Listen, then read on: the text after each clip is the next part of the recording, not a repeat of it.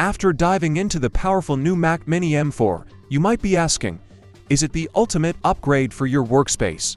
Stick around to find out why this compact powerhouse is making waves and whether it's the right fit for your needs.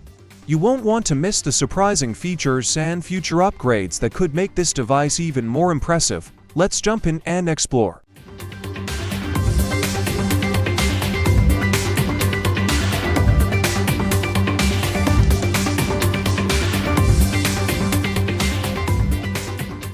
The Mac Mini M4, launched in October 2024, is a powerful and compact device powered by Apple's new M4 and M4 Pro chips.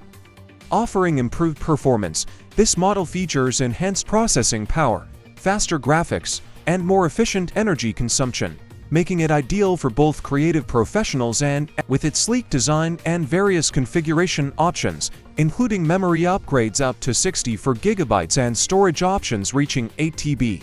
The M4 Mac Mini is an excellent choice for those looking for a small form factor powerhouse. In terms of upcoming features, Apple is set to improve the Mac Mini M4 with additional third-party accessories, like the Satechi M4 Mac Mini Hub.